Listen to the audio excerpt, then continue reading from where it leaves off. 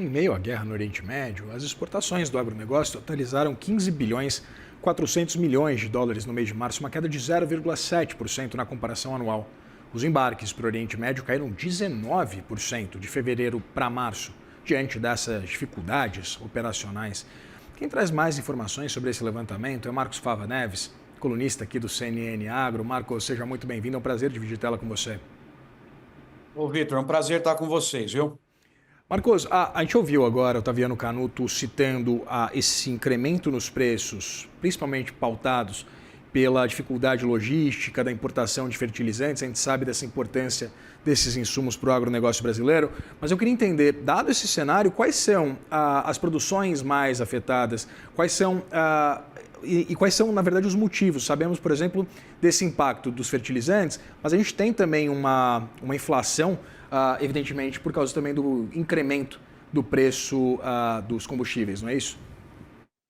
Pois é, Vitor, essa é a notícia ruim que a gente tem para passar. Está realmente muita intranquilidade no mercado de fertilizantes. Esse problema é maior para os americanos agora, que são os nossos grandes concorrentes, porque eles estão no momento do plantio, no momento da compra. Nós estamos em abril e nós vamos precisar do volume grande na fazenda em setembro. Isso tem uma questão logística extremamente complexa, mas ainda dá tempo de arrumar para que o Brasil não sofra muito se nós tivermos uma situação que se resolva dentro de um mês ou 45 dias. Mas é uma preocupação muito grande.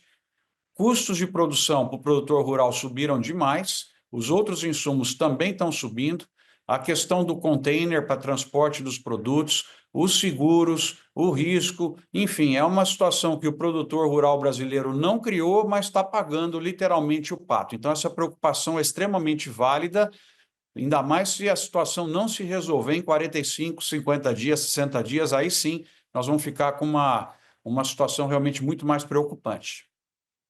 Marcos, essa importância do mercado do Oriente Médio para as exportações brasileiras, falamos muito, evidente, sobre as importações de insumos que são importantes para o agro, como a gente falava agora há pouco, mas eu queria entender o caminho contrário. Quais são as culturas relevantes nessa pauta exportadora do Brasil para os países do Oriente Médio? Bom, aqui nessa parte, Vitor, vem a boa notícia. Eu tenho trazido todos os meses na CNN.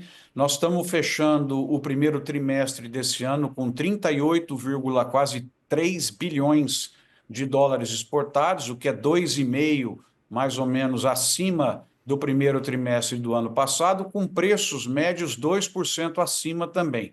Então, o número é bom. Apesar que o valor que entra no Brasil, devido à valorização do real, é bem menos, né, em termos de reais, aí que nós chegamos a ter 6, 6,10, 6,20, e o real, o dólar já está, nós estamos precisando de menos de R$ 5 aí já para comprar um dólar, né, que é uma situação realmente incrível nessa confusão aí que está o planeta. E o problema ainda interno no Brasil, com eleições, ajuste fiscal, você ter a valorização do real, é algo que também preocupa muito a agricultura, porque uma parte importante da produção ela é exportada. É lógico que você tem os insumos que entram, que ficam mais baratos em reais, mas a exportação perde valor em reais e perde margens. Mas assim, eu diria para você que no trimestre nós viemos bem. A soja, que é o nosso carro-chefe, vem vindo bem, ela está com preços agora 5% maiores em dólar, e os maiores ganhadores, além da soja, para destacar aqui para você, seria o óleo de soja, o boi. As carnes estão num momento muito bom, mesmo com essa redução que você apontou aí, de 20% destinada lá para o Oriente Médio, eles continuam comprando e os fluxos continuam funcionando. Portanto, assim, ganhadores em termos de quantidade vendida foi óleo de soja, carne bovina, suíno e milho, todos eles acima de 15% de vendas adicionais em relação ao primeiro trimestre do ano passado. E no caso de preço, que também importa, lógico, o boi, o óleo, o café e o etanol estão um pouco melhores. Então, esse aí é o universo dos ganhadores, vamos dizer assim, quando a gente compara o primeiro trimestre desse ano com o primeiro trimestre do ano passado. Os perdedores, e aí que está uma surpresa interessante. Nós temos o café, que tem 30% a menos de venda, a celulose também caiu, né? Nós estamos com 10% a menos, é um produto importante para o Brasil, mas quem caiu bastante foi o etanol, o que é difícil fechar o raciocínio, porque justamente num problema que nós temos de alta do petróleo e maior necessidade do biocombustível nas misturas, nós não estamos vendo, tá certo que ainda é pouco tempo desde o início da guerra, mas nós não estamos vendo uma busca maior internacional pelo etanol. Isso aí me surpreendeu um pouco, tá? E em termos de preços, quem mais perdeu foi o suco de laranja, 45%, está mais barato agora do que um ano atrás, nos primeiros 3 meses, o açúcar e o algodão. Mas, no geral, os nossos ganhadores aí estão puxando mais do que os perdedores, o que faz com que no balanço, como eu te disse, desses 3 meses, o Brasil esteja 2,5% acima, com preços, em média, 2% melhores, o que é ótimo nessa confusão que está o mundo.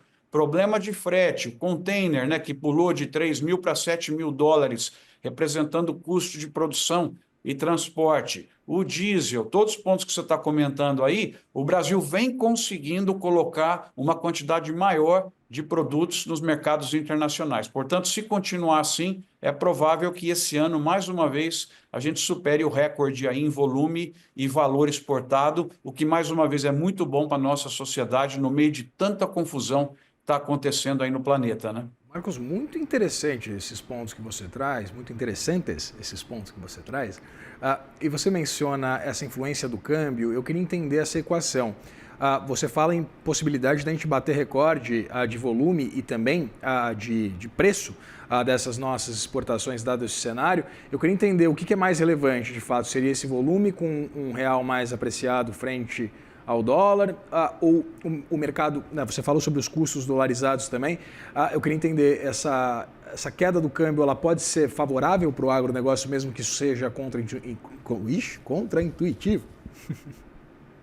Olha, a queda do câmbio hoje, na minha leitura, é o principal risco que nós temos. E ele estava, de certa maneira, desenhado porque o real vinha se valorizando independentemente da confusão no cenário externo e no cenário interno, né? Isso é um ponto importante aí. Mas em relação às exportações, quer dizer, o volume crescendo é importante porque o Brasil conquista participação de mercado. Quanto mais carne, mais soja, mais milho se coloca no mercado internacional, nós vamos conquistando share, né, ou participação de mercado nas compras dos países e na diversificação de mercados, que é extremamente importante, reduzindo uma dependência muito grande da China para muitos outros países hoje da Ásia, da África, que têm aumentado de maneira muito importante as suas importações de produtos do Brasil. Em dólar também, eu acredito que nós vamos ter um preço equivalente ao do ano passado, ou talvez até um pouco maior, por conta da situação do petróleo, da situação da inflação no planeta.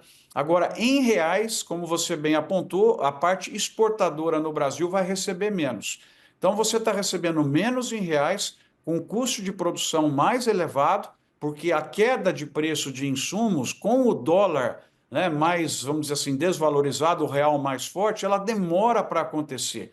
O grão, ele cai na hora, porque a cotação é diária. Mas esses produtos entraram no Brasil com um câmbio mais desvalorizado, né, então eles têm estoques aqui dentro, então demora mais para fazer a correção. Então, para o produtor rural, realmente, o período agora é extremamente complicado, porque você tem essas questões todas aí de preço, fora o endividamento, né, o crédito rural, tudo abaixo do que é o necessário, a taxa de juros extremamente elevada e as nossas dependências, como foram apontadas por vocês aí. Quer dizer, não faz sentido o Brasil, que é a principal fábrica de comida do planeta, nós estamos abastecendo quase 1 bilhão de pessoas, ter 80% do fertilizante, que é a comida que a planta precisa para crescer, sendo importada. Então, nós precisamos agilizar isso. O Brasil fez um plano estratégico quando eclodiu a guerra lá da Ucrânia.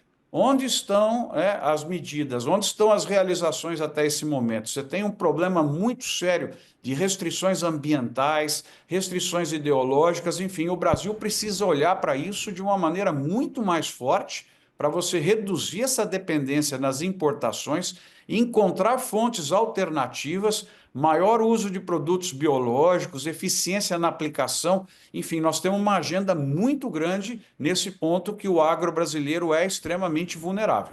Pois é, né, Marcos? Ainda mais depois de anos mais complicados, mais conturbados, muitas empresas entrando em recuperação judicial, mostrando essa dificuldade financeira, que sejamos pelo menos beneficiados por um cenário completamente adverso, em meio a um cenário completamente adverso.